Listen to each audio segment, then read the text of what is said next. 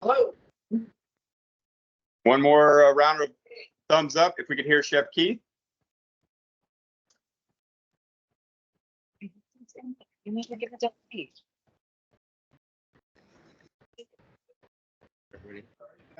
Chef Keith, thank you for joining us today. Where were you Sonny, located at? Good to see you. Hey, right now we're in University of Texas, Austin in JCL, one of our two residential locations we have here in this building. And we happen to be at our vegan station over here today. Awesome. Well, thank you for having us. For everyone that's joining, I just want to give you a quick rundown. Today, we're going to do a quick walkthrough to the menu, showcase what they have on the line. And then we're going to move over to the office to just kind of have a conversation about how everything's looking on dining, how everything works with sustainability and with Planetarians also. For today, what do we have on the menu? What are we serving? So today we're serving soft tacos. Today we've got some portobello mushrooms. We happen to be using the savory strips with the fajita style, onions, peppers, some roasted sweet potato, rice, and navy beans. This is Chef Rudy preparing one of the tacos for us. This one happens to be portobello, and we would obviously put this together this way. Serve that like that. And in addition to the Planetarians, Need the Planetarian. Are there any other recipes that you've seen it incorporated on that work well for the students? So what other recipes work well that you've seen? With using the savory strips? Sure. The savory strips will take any recipe you want to work with it. That's why it's so versatile and such a great product. We've used it in our Asian applications, our Mediterranean applications. Just yesterday, Sonny, I served it as a substitute for chicken cacciatore. Onions, peppers, roasted tomatoes with the savory strips. Rudy happens to be making. No, I need a taco. A savory strip taco now. And then when we finish up over here, we'll slide down and show you how we did working on the wok station today in a stir fry application. But we love it in all different kind of ways. Anything you could think of. Sandwiches makes a great substitution for a Philadelphia style cheesesteak sandwich. And like I said, we do a multitude of things. Pretty much any recipe you can make, you can use this product. Awesome. Thank you, Chef Keith. So for those that are just now logging on, we're live at UT Austin. I don't need the sweet potato. I just need showcasing what he's doing with innovation menu, and like he's getting served up the top right now. So we'd love to check out. But just to let y'all know, just a monthly event that we do. We work across multiple sectors. CU, healthcare, K-12. And where's some garnish for this? Carrot. Clean 2-ingredient, plant-based product. And do we have a good visual of the taco? Camera person? Savory strips. It says rice in it, sweet potatoes, and onions and peppers. Before we move on to the wok station, does anyone have any questions for ourselves or Chef Keith about our savory strips here at this taco? Thank you, Rudy. Thank you, Chef. We're good? Okay, let's take a quick walk over to the wok station. Okay. Walk to the block.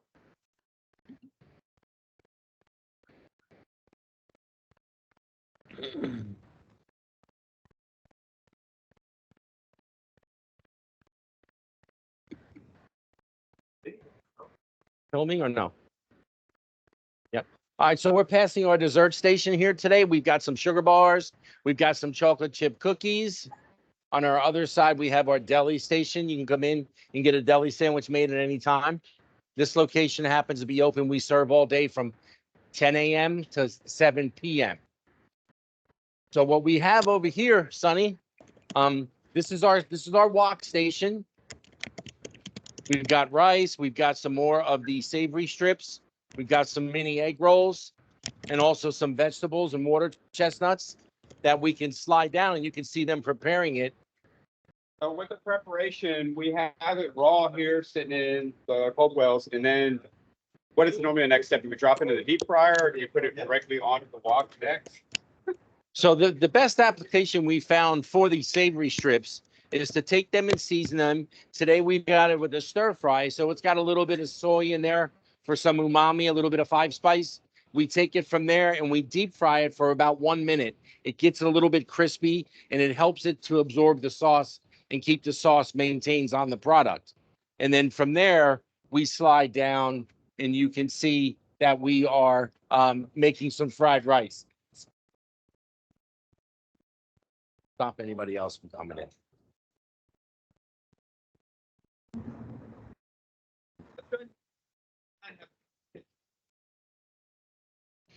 Yep. Thanks.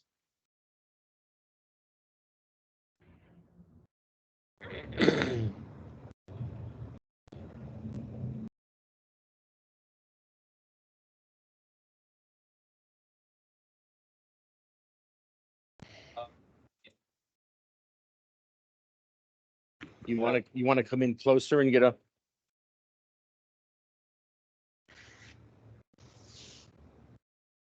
So folks, here we have the finished fried rice. And then we have also the savory strips here with a stir-fried Chinese vegetable. Got a little bit of hoisin sauce on there, mini egg rolls. And then we always put a finishing sauce here. This one happens to be a Szechuan orange sauce here for that.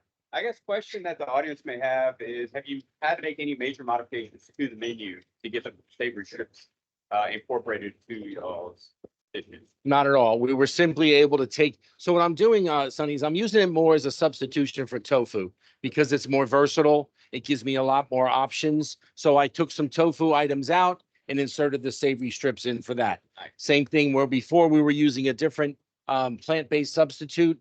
We've changed over to this, the savory strips because it's more versatile. So like I said, well, you'll see it here on the wok station. We've not done anything in the deli yet, but that's to come. That's on the list. Thinking that's on the list, maybe like a faux chicken salad sandwich type deal. Or I think it would make a great, what should we call it?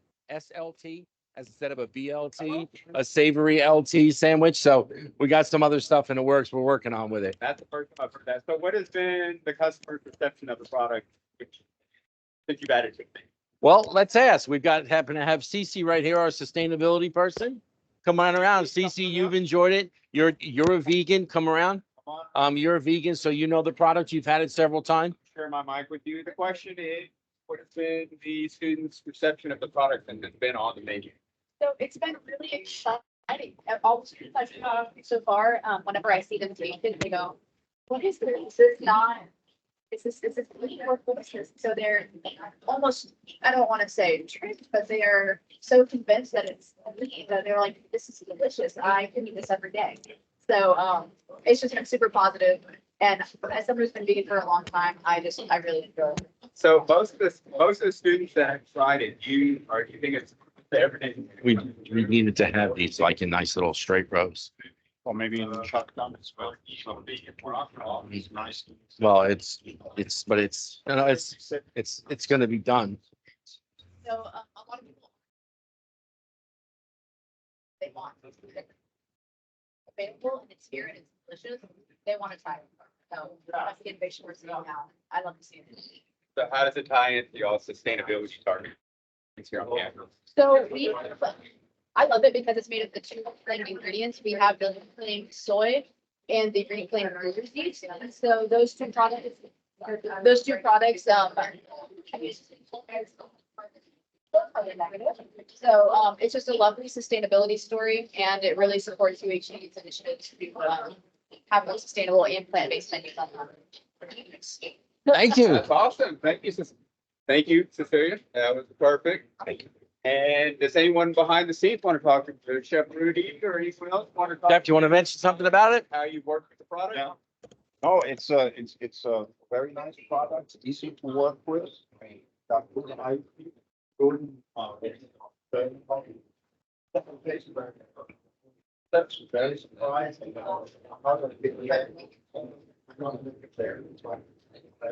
Okay, guys. So what are the other staff members that have tried it? I know the first day we were here, they tried it and they were very surprised.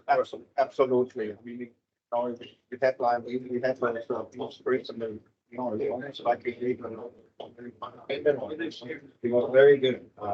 Product is really soft, it has good mouthfeel, it tastes good. Well, very surprising, it's very honest, close to the real thing. Knowing all these companies started first, was it? Quiet down there. I'm glad we can check that box for you. One more question before we move on. Ease of use, how's it been as far as preparation? Or any recipes that you've been using? No, it's of use is, you know, just happy. Later on, it's basically making sure when you finish it fresh. You know.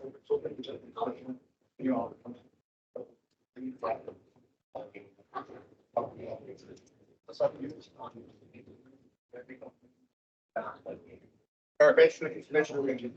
my 20. How are you doing? Good, thank you. All right, Chef, we are going to go ahead and move to the office and continue your conversation there. I'll see you there. Did you want to get a picture here? Oh, wait. Actually, he's making us a dish for lunch. There you go. So we've got our fried rice and we've got our savory strips, some bok choy, a little bit of water chestnuts, some carrot, onion, and pepper. Looks delicious. It's awesome. I've seen the line flow through for the last hour, and we've had hundreds of students come through and try. We will serve about 2,000 students through here at this station alone today. Perfect. They love it.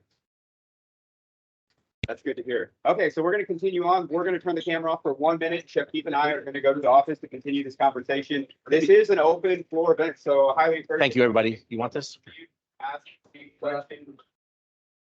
Max, can you handle it? 1 second. Una basura, por favor. Gracias. Okay, thank you.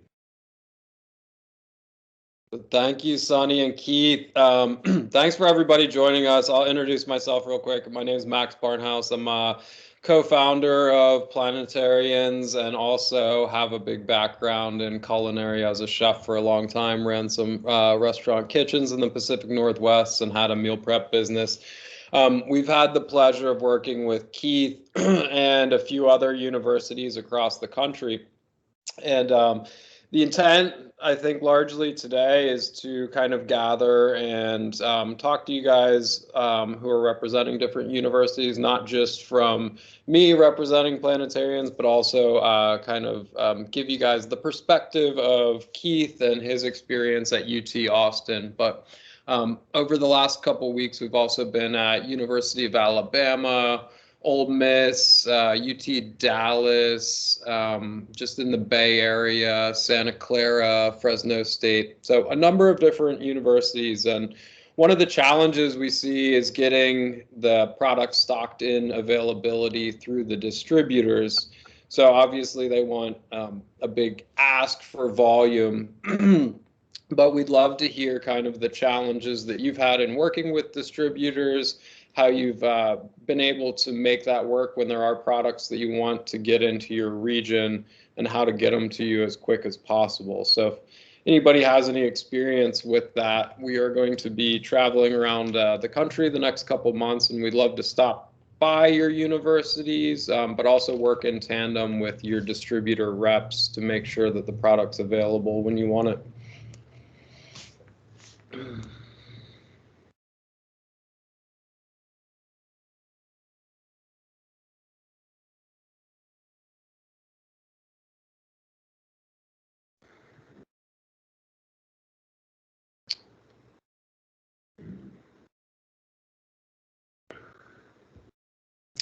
We have anybody joining us from Georgia, North Carolina, or Chicago? Oh, looks like we're back. Hey, Sonny and Keith. Let us know if you could hear it. We're back in Chef Keith's office. Thumbs up from anyone? Yep, we can hear you. Okay, awesome. Chef Keith, Sonny? thank you. We're in a quiet place now. We can continue the conversation, a little bit less movement. I missed any of y'all's questions, but I'm sure Max handled all of them. So moving into looking at trends for 2024, where do you see the direction of college dining going? What do you see in the students' requests here this at the beginning of this spring semester and then moving forward? A lot of vegan. a lot of vegan foods. That's the biggest trend. And what's surprising for being Texas here and brisket is king, a lot of our contingency and students are definitely asking for more vegan items and the such, and fresh vegetables and just fresh food. And that's why the savory strips work right into that and work perfectly with our recipes to be able to do that.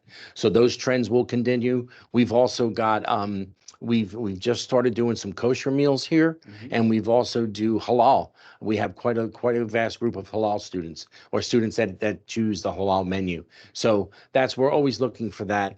As far as trends moving forward, we're working with Black and Brown Farmer Coalition. We're trying to be good neighbors and good custodians with working with the city, working with different vendors out there to try to supply the best product and that we can get local Texas things. And so we're just asking the students what they're asking, what they want, and that's what we're producing, and that's what we're giving them. Awesome. So with the Planetarians, how many recipes do you see it on being used for now? And then I know you talked about adding it to another station. Yes. So currently we're sitting at 4 or 5 different recipes, or what's it look like for your menu? No, right now, currently, we're sitting on about 24 recipes that we have transferred over. And right now, we do a 4-week cycle here, breakfast, lunch, and dinner. So we'll use them at different stations. Like I say, our Mezze bar, which is Mediterranean style, we're trying to use it as a form of like a hummus to see how that works.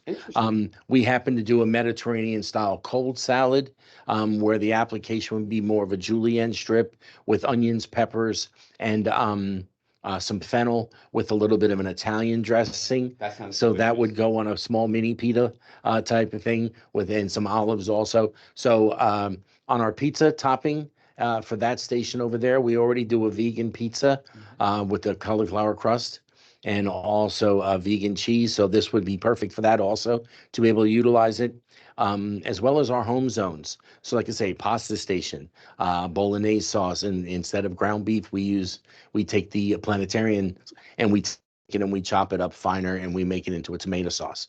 We also use it at the grill. You saw the fajitas today, which is very popular for us on that one. Tacos at the wok. We'll use it at least 2 times a week on the wok station. And it may be with an orange sauce application.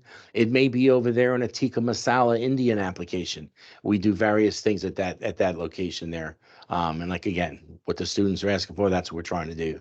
All right. So if we could go back a few months, what did it look like whenever you were looking for new products for this semester? Like, what is your process? Do you look at just nutritional and price? Do you do a taste testing with your team first?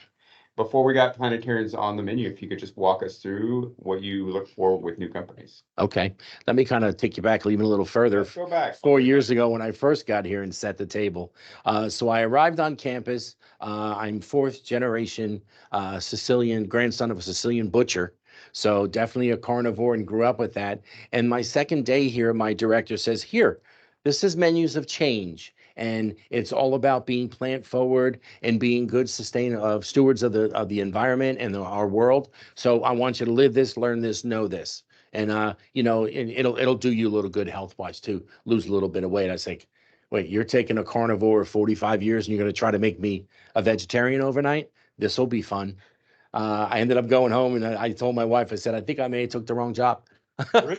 Oh my I God. said, I've been eating meats for so long, but I said, you know what, I'm going to dive headfirst into this. And when I got the opportunity to go and meet with the Menus of Change organization and read and hear and see and watch chefs prepare it and figure out what it's all about, I said, oh, this is doable. And then as we were speaking, we have a food committee that meets once a month with our students. And one of our more vocal groups is our student vegan council. And one of the gentlemen there I had asked him, I said, help me understand this. I said, we've got plant forward chicken. We've got plant substitute beef. If you want to eat chicken, why not just have a piece of chicken? And he's like, well, for me, it's the whole animal rights aspect of it. He said, but I still like the taste of chicken. I miss eating chicken. And at that point, it all of a sudden dawned on me that for those of us in the know, chicken doesn't really taste like anything. chicken tastes like whatever it is or however it is you season it or prepare it, whether it's Mexican style or it's fried chicken. It's got a nice rub on it, right? And then all of a sudden the light bulb went off and I said, it's not about what the meat or what the vessel is. It's about how you prepare it. And at that point, I said to myself, well, this is going to be easy because, I've always considered myself to be a good cook. So it's like all I got to do is pull some products out and substitute it with something that's planned forward. So now fast forward that to, I guess, about 2 years ago, That's so. when you were with somebody else and Sonny was with the Humane Society and we had said we would sign the pledge, which is that we would have 50% of our menus in residential entrees would be in vegetarian, vegan. And I said, Sonny, this is Texas.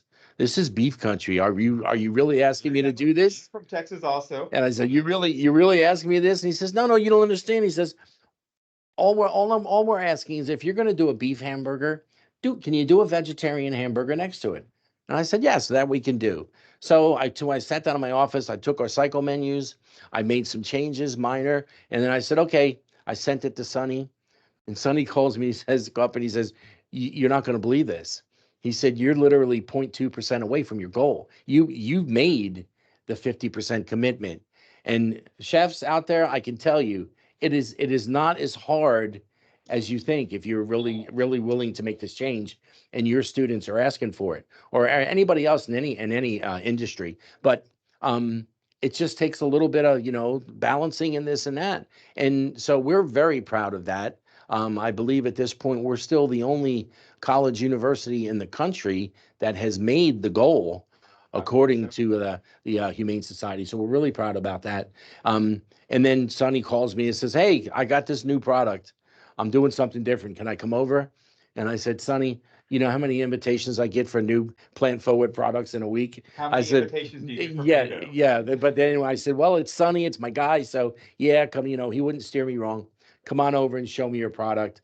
And I can honestly tell you that the first time I had it, I said, wow. And I wrote a note, a blurb in LinkedIn. And I says, for all my friends and colleagues out there that know me as a huge carnivore my entire life, this is something I can very easily get behind. And I'll tell you, you call up Sonny and the team, they'll come out and visit you. And so they did. They started the road tour, right? Went down to Alabama and a couple other schools. So as well, anybody else, if you want to see the road tour, give Sonny a call. He'll be down there and come and see it, bringing you that We can product. try to make that happen. But the students love it. It's been very, very successful for us. And because it's a great product. So what does the marketing look like? Has it changed on the menu, or are you advertising it different than what you had on the menu previously? Or are we going more of a sustainability route, or just good food that's on the menu? And Right. It's just good food. It's on the menu. So where before we used to, and I had said to you, is this chicken? You said, yes. I said, well, is it beef substitute? You said, yes. I said, what else can it substitute? He says, we call it savory strips because you can do whatever you want with it. So whereas previously we had listed on the menu fajita plant forward chicken, I no longer have to do that. And the students have gotten used to, oh, that's just Planetarians. Oh, we love it. So I don't have to tell them this is a chicken substitute. Because one of the things, old school like me is going to struggle with is, I prefer not to call it plant-based chicken. I'm a traditionalist. Let's leave chicken as it is.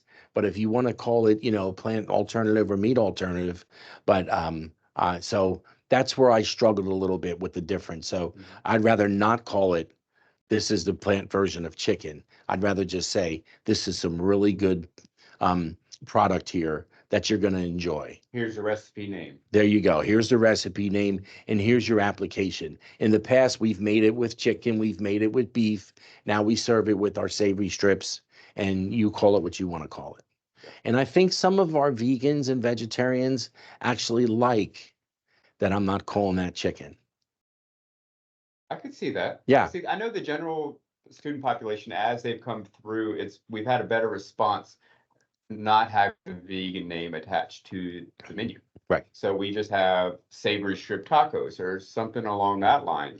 They eat it, it's just good food. And then we have a conversation about the sustainability aspects, the health aspects, and Right. how great it tastes and where Right. it could fit throughout the menu or throughout the dining hall. Right. So excellent job. And you're also we've got some students who will walk up and say, oh, what is that? Oh, this is savory strips, try it. Whereas if I said, what is that? Oh, this is vegan chicken. Oh, I don't eat vegan food, because they're afraid of it, because they're just not educated. They don't understand it. So this allows me to help educate them in the process. The same with our blended mushroom beef burger that we serve on our Sustainable Monday nights. We go mostly plant forward, but in order to encourage them to try some other things and move into that flexitarian lifestyle, hey, try this burger that we have, which is 60% mushrooms, and I'm sorry, 60% beef and 40% mushrooms. And it's the juiciest, best burger you ever had. And they love those also. So it's successful. Yep. There's Something's working. I'll tell you that it much. sounds like everything's working over here. Well, I guess one important question that I didn't ask and I wanted to ask your team earlier, like the texture. How would you describe it of the savory strips? Here For you the go. folks that haven't tried it yet. For the folks that haven't tried it, tastes like chicken. It's got a very it's got a nice chew to it. It's got a nice bite to it. If you want it a little bit firmer, you could fry it a little bit longer. If you want it a little softer, don't fry it at all. Just use it straight out of the package, seasoned. So you've got the flexibility to work with your textures on it. But I find it eats like a piece of steak, a piece of beef. I've heard that many times. Very tender, like a piece of filet would eat. Very easy chew, great texture, not too big. I mean, it's good stuff. It is good. It is good. I've heard a few dings. Do we have anything in the chat that we should answer at this point?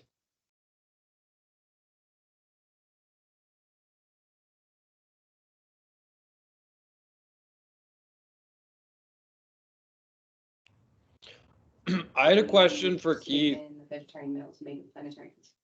Good question. So the question in the chat, do we see omnivores choosing to eat the planetarians also? Yeah, they love it. They love it. Like I said, if I didn't tell them that it was plant-based, they just say, what is it? I say, here, try it. And everybody loves it. They come back for more. So everybody definitely is enjoying the strips. Awesome. Any other questions in the chat that we see? San Diego State University, we will try to make that happen. That is Chef Max. We could see if we get him down there for a tasting event or get samples down your way. Any other questions? Feel free to put them in the chat right now. Now's a good kind of segue point before we move on to the next section.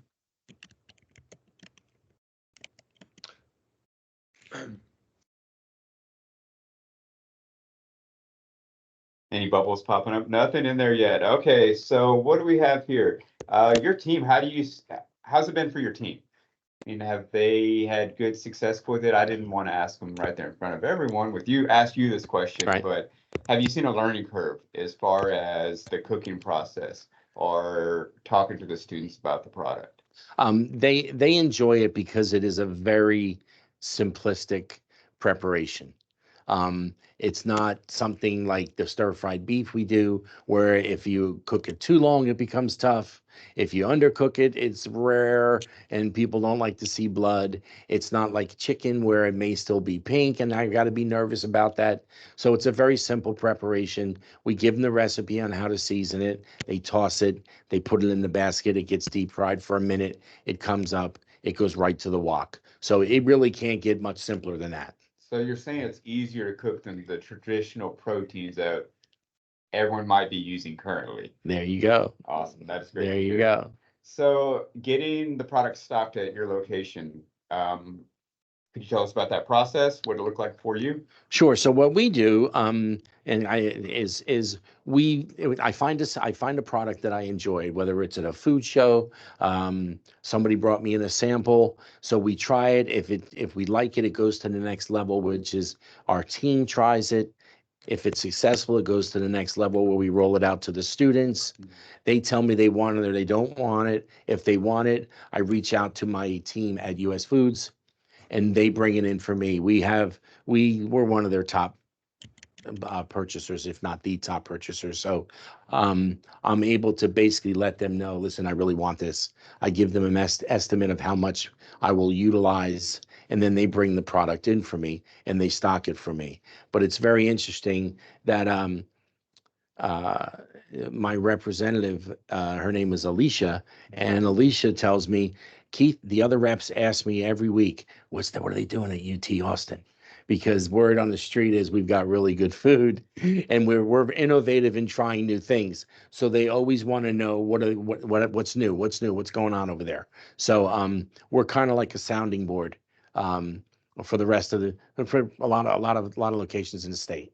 Well, it sounds like it's working. So the accounts that are tuning in now, they don't have to ask their rep what UT is doing. Y'all are getting it live right here. There you go. So it'll save you a month in that. There you go. There you go. Max, would you like to chime in on anything distribution wise to assist the accounts in getting product their way? Yeah, I just wanted to mention, obviously we are using US Foods, which Keith pointed out. We're also available through Cisco as well. And so if you're with either of those distributors, just contact us and your rep and loop us in, and we'd be happy to move the ball forward and also visit your campus if it's a possibility on our calendar.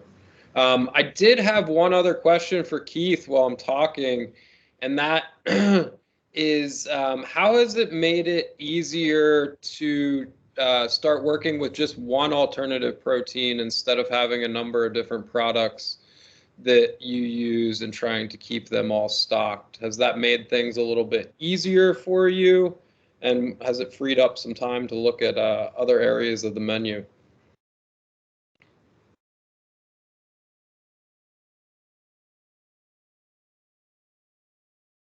Well, Max, I can't hear you on my end, but I know you're probably answering some questions, so I'm going to give you a minute.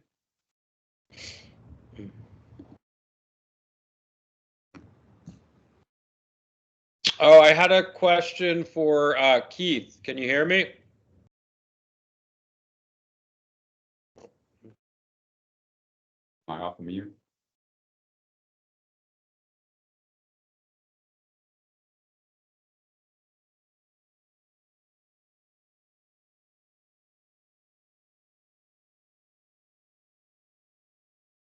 Answer on there.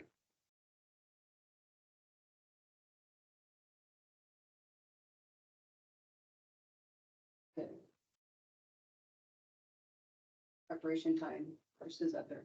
Good question. So in the chat, comparing preparation time to the proteins we're used to working with previously. Well, raw product to get it ready for prep. Literally, add your seasoning, add your marinade if you'd like, and then from there, cook time 1 minute. 1 minute. 1 minute. Yeah, 1 minute deep frying would be. Yes. 1 minute deep frying. You put in the oven for 6 to 8 minutes. Yes, and then if you were using it in an application like a tikka masala, add it in the sauce, toss and serve. If you were doing something like a pot pie, add your vegetables, your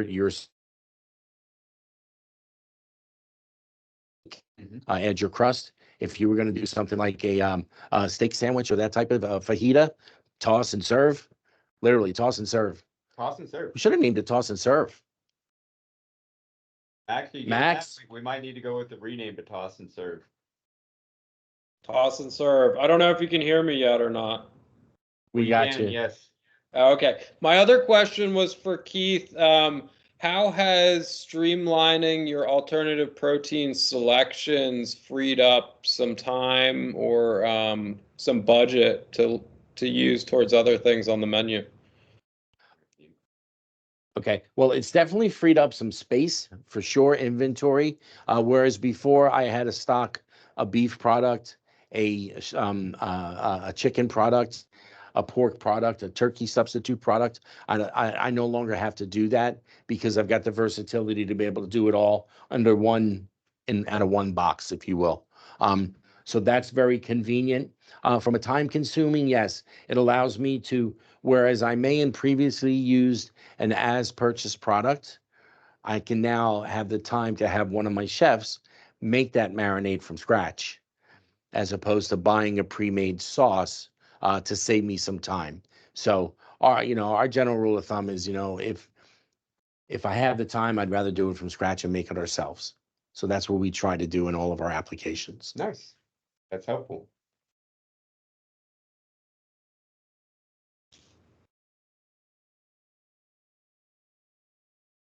Chef Max, would you like to answer that question in the chat, or would you like Chef Keith to handle that question about how this product compares to soy-based products in absorbing flavor?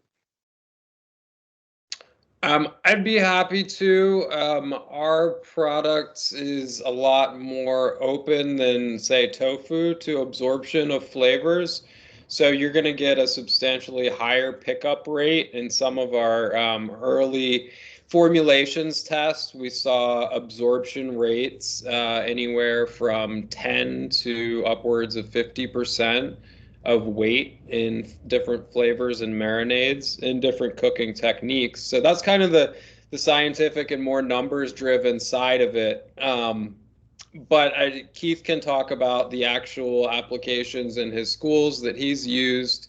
I know from my personal experience, it does exceptionally well in sauces, but also dry rubs. And I also know when I was at Ole Miss, we did some of the strips in a smoker, and the absorption of the flavor just in a hotel pan and a smoker at like 160 for an hour or two, it totally neutralized all the inherent flavor that is not bad but is there, and replaced it with a smoked flavor, which was really cool. And then we did a drop fry and then into a barbecue, which had a very pronounced flavor. But yeah, I'd love to hear what Chef Keith thinks about the uptake of flavors and sauces around the Planetarian strips. Yes, and thank you, Max. We haven't had challenges with that, but like I said, most of the time, I'm counting on my sauce. I'm counting on the finalized dish. If the finalized dish is not where I need it to be, I can adjust from there. But like I said, it's not, for me, it's not the product itself that won't absorb my umami or my soy or anything I want to, because I can fix it to get the flavor taste I want on the back end when it's served. So, in fact, sometimes I might want to even like more of a neutral. But as far as holding seasoning and being able to deep fry, it holds it. It helps to create that crust. It gives it that crunch. I have not had any challenges. It's not like any of my staff have come back and said, "Oh, chef, look, it's just sitting here. I'm throwing all this soy sauce away because it's not absorbing." I get it. I mean, I've got a pretty sophisticated palate, but I mean, I can taste it in there. And like I said, if I need to adjust the sauce itself, you either do it on the front end or the back end. So, good question, though. Good question. And we have some more chats coming in. We're going to read over.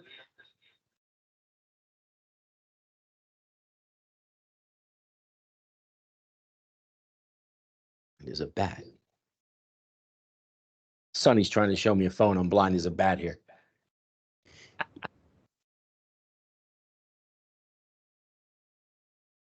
All right, so with only using one meat alternative product, do students complain about lack of variety in the vegan proteins? How do you round out your menu to compensate to add more variety? So that I'm going to pick up in my vegetable and my sides that go with it. So if we're doing the tikka masala, obviously I'm going to be serving basmati rice. I'm going to be doing the dal, the typical sides that go with that. So they don't really question about, well, is it chicken? Is it beef? What it is? It's the overall dish that goes with it. So something like the cacciatore we did with the tomatoes, peppers, roasted tomatoes, the onions and the peppers and garlic. That was just a classic Italian dish, and we served it right next to pasta. So it's just use your standard sides that you would use for whatever cuisine you're going for on that particular menu, and it works out fine. I haven't had anybody say, "Hey, does this come in a different flavor?" Not at all. We So can make it whatever flavor we want, right? yeah, because we don't, and well, I mean, I don't need you to do that. I can do that, like I said, with the way I'm finishing it. So Perfect. Good question. Let's see what else we have here.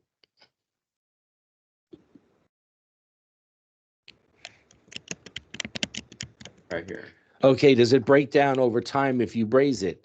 You don't really need to braise this product. It's a quick, just like almost think of it as if you were doing a flash fry.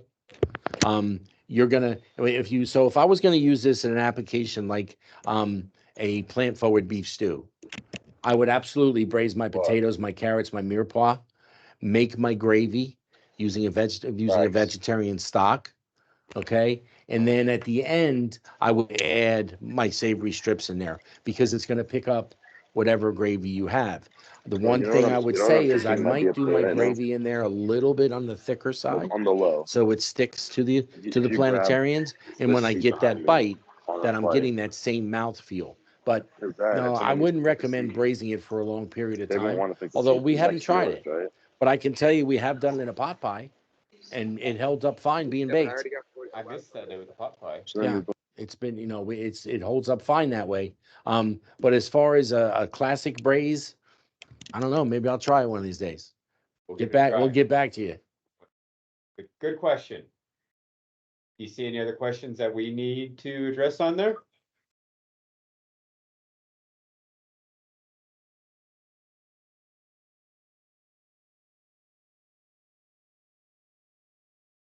Looks like Max has that one covered. Let's go up, see if we missed any from earlier. Looks like Max has that one.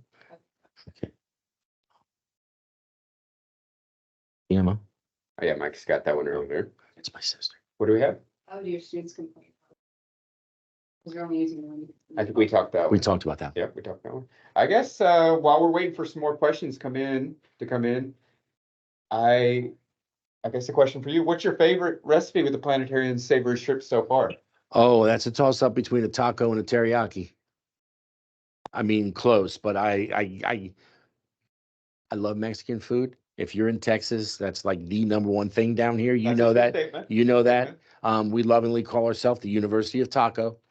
Got tacos everywhere, every single day, 28, 30, 35 days a week. But the teriyaki to me, I'm a huge umami fan. And I like that crisp vegetable. So it works out good going with that and the teriyaki with just some, like I say, some crunchy broccoli or some snow peas. It's awesome with snow peas. But sometimes you can't beat a good taco. I can tell you that in a taco, though, I'm not as much of a corn tortilla fan. I do like it in a crisp shell. Okay. I'm a corn tortilla fan. I like it. So it can Well, go in any You're type of- Texas and street tacos here. Everybody loves the small corn tortillas. I just prefer mine in a hard shell. Well, per your suggestion, next week when we're gonna be at NACUFs in Little Rock, we'll be serving the teriyaki and the street tacos. There you go, Little Those are Rock. my favorites also. So if anyone that's logging in, it's gonna be at Little Rock next week. We'll be setting up on Tuesday for the vendor showcase. We hope to see you all there and trying it out. So suggested next steps for any accounts that are logging in today that may want to give Planetarians a try on their menu. I'm sure Sonny's going to give you his information. So reach out to them, have them. He can always send you some, or hopefully come and see you if you're in Texas or maybe surrounding states. He lives right here. If you're anywhere near Corpus Christi, he loves the beach. So if you've got a beach, he'll definitely come see it. So San Diego, you're in line. Don't worry. Yeah, just reach out to him, and he'll make sure to kind of put a date together with you to get out there and show you guys some product.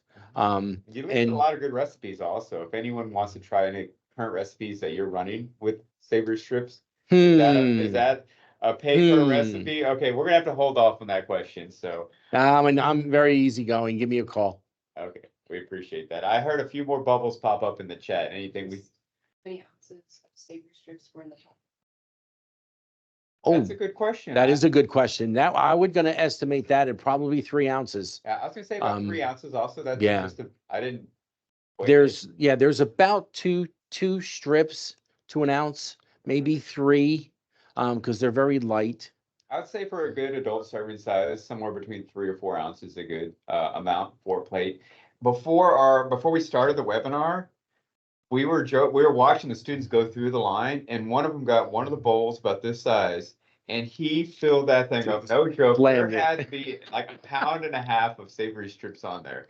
So yeah, was suggested serving 3 or 4 ounces, but at a facility like this to where the students serve themselves, I've Right. seen many of them load up well over a pound of it. So Right, right. it's And really- we actually had a busy day at the vegan station with the tacos. So normally we would serve that with some type of a crisp slaw, jicama or red cabbage and some carrots, light slaw on the top, cilantro, jalapeno to give it a little bit of crunch and some more texture with it. So you can always use your vegetables to stretch it out. Good point, good point. And I'm not sure I made it clear earlier. We were at 2 different stations, as y'all saw, for the ones that logged in earlier. Mhm. But do you only serve it at the vegan station or Plant Forward station? Or I just want No, everyone to know no, it's no. throughout, correct? No, we've done it at a grill station here also. We've done it when we did that pot pie, we did it upstairs, but at what we call our comfort zone. So in that, you're going to find typically roasted chicken, fried chicken. You're going to find pork chops, pork roasts, fish on Fridays, things like that. We've done it off the grill. Grilled cheese and savory strips. I haven't tried that one yet. I'm hungry. There you go. That sounds There you really go. good. So Sonny and I have a deal. Every time I mention a new recipe, he gives me $100. So I'm going broke over here, in case anyone's wondering. But I'm awfully hungry. The deal is, every time I'm on campus, then I get to look at all the amazing food and have a good time with Chef Keith. So, yeah, it's awesome. So any other questions coming in that we could, You have Washington State. Washington State. That's not far from Cali. Max, that's all you, buddy. Uh-huh. I'm all over it. I made I have a question for Keith. Yes, sir. What if some of these schools are looking at maybe trying it out for their students, what types of volumes would you suggest maybe to order to try it out for a week or two in their food stations to see if it works? I know we've got Earth Day coming up. That might be a good month to try something like that out. But in general, I know it's 16 pounds a case, but maybe you could give a little guidance of what you've seen in terms of how much product you might go through having it on the menu a couple days a week for 2 weeks. Okay. Good question, Max. So when we did our sampling the first time, I believe we had ordered 100 pounds of product. It comes 15 pounds to a case, so what? 16. Yeah, 16, right? Yeah, So 4 fours. so 7 or 8 cases, and we served. They sampled about. Was a slower day for us, about 900 to 1,000 students. So I don't know the ratio off the top of my head on that one, but I would say if you're going to use it on a station, right now we've estimated, and I've got 2 residential locations that serve it. Our order from our U.S. Foods rep was that at 500 pounds a week. So that for me is the equivalent of, yeah, about 5,000, 8,000 students, 8,000 meals that would go through that. No, I'm sorry, double that. 16,000 because that's 2 days. Mhm. We do about 8,000 in residential. And so that's about the math there. And then, Max, if they try it and if it's really popular, super popular out of the gate, add more vegetables. Stretch it out. Or you can always say, listen, it was so popular that we just tried it. So now that we know you love it, we'll have more for you. That's a good game plan. Good game plan. So Any other maybe a good questions, Max? baseline if they wanted to try it at a few stations over a week or two might be 20 to 40 cases to bring in initially. Yeah, I So would. that's like 300, 400 pounds. 20, 30 cases. 30 cases would be 480, right? Max, we don't have a calculator over here. Oh, well, 30 times But 16. yeah, we would say 20 to 40 pounds is a good guesstimation to get started and offering it to their students at a university. Yeah. Chef Keith is doing well beyond that in volume because he's Oh, done yes. at multiple locations and 20 different recipes. So yeah, that'd be a good starting point. Yes, we do about 28,000 meals a day. So, and I've got plenty of storage space. So we've not run out. Any other questions coming in the chat? I know we're rounding up on time.